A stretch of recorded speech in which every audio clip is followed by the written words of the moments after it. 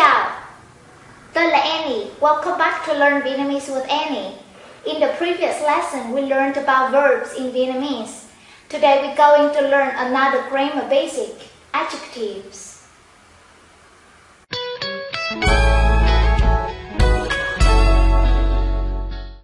Similar to verbs, Vietnamese adjectives never change their form.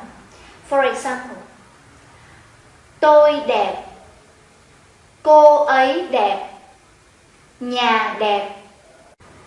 In these sentences, the adjective đẹp, which means to be beautiful, retains its form regardless of the tense or the subject. Now, an important point. How are Vietnamese adjectives different from English ones?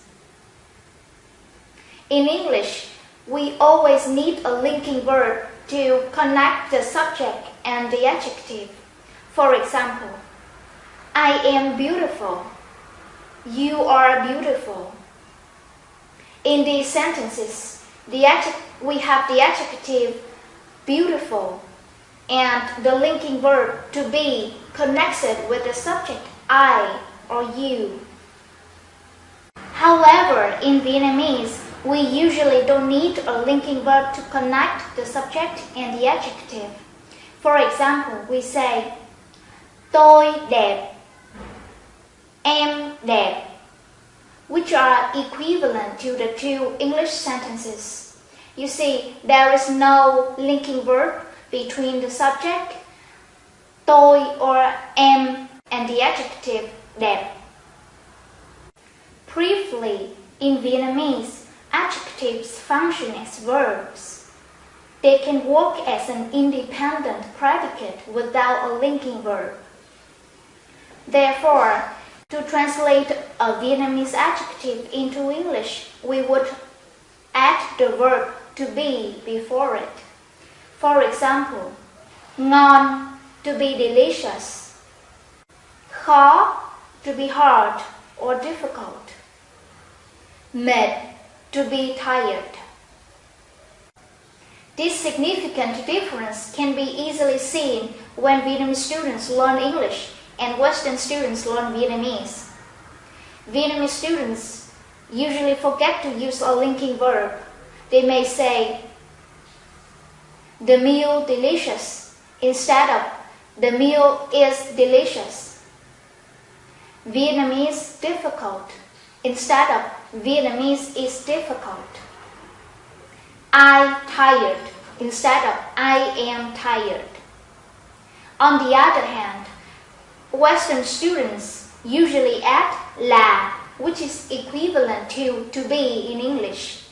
They may say, bữa cơm là ngon, instead of bữa cơm ngon.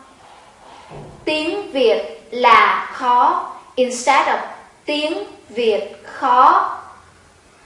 Tôi là mệt, instead of tôi mệt.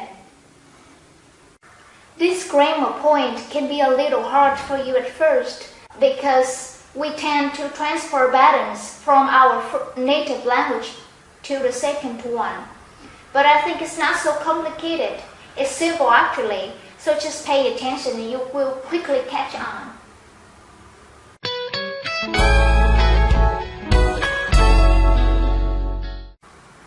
As we've just mentioned, because adjectives function as verbs, there is no difference between mapping negative form and yes-no questions between verbs and adjectives.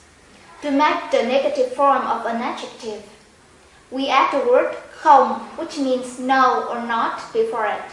For example, chả giò ngon, chả giò không ngon.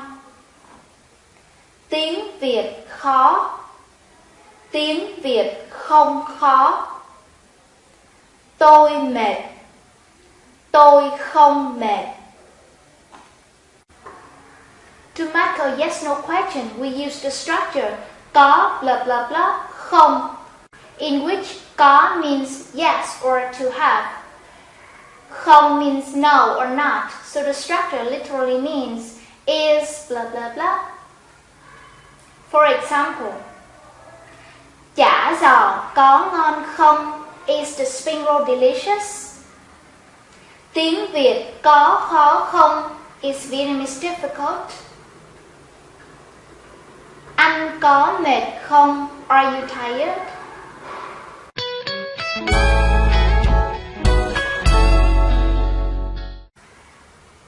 In Vietnamese, the adjectives usually come right after the nouns they modify. This order is opposite to English, so please pay attention. For example, we say người tốt, not tốt người. Cô gái đẹp, not đẹp cô gái. Bữa cơm ngon, not ngon bữa cơm. This feature may also confuse you because sometimes you don't know whether they are noun phrases or sentences. In such cases, you have to depend more on the context.